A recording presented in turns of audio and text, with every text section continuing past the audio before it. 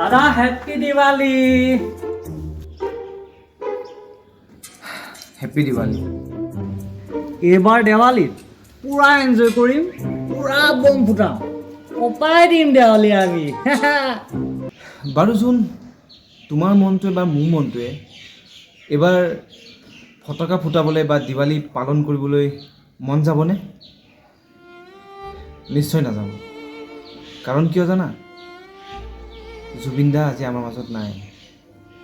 যিজন মানুহে গোটেই অসমখন পোহৰাই ৰাখিছিলে, এতিয়া সেই মানুহজন নাই। তেন্তে তুমি কেনেকৈ পোহৰৰ উৎসৱ দিৱালী তুমি পালন কৰিবা? আজি আমাৰ মন, আজি গোটেই অসম আন্ধাৰ হৈ আছে।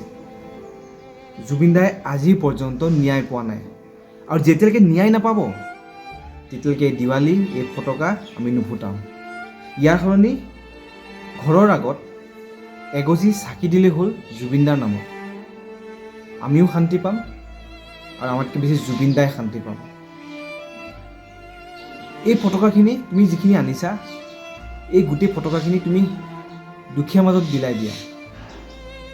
সিহঁতে ফূৰ্তি কৰক, সিহঁতে ফূৰ্তি কৰা মানে আমি ফূৰ্তি কৰা, সিহঁতে ফটকা ফুটোৱা মানে আমি ফটকা ফুটোৱা। ঠিক আছে? কিন্তু সকলো ৰাইজলৈ দীপাৱলীৰ শুভেচ্ছা যাচিলোঁ। সঁচাই মনটো গধুৰ হৈ আছে। এবাৰ দীপাৱলী পালন কৰা নহ'ব। অঁ ঠিকেই কৈছা দীপিকা। এইবাৰ দীপাৱলী আমাৰ বাবে নহয়।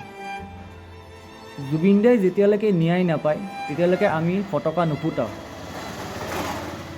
এইবাৰ দীপাৱলী আমাৰ বাবে নহয়।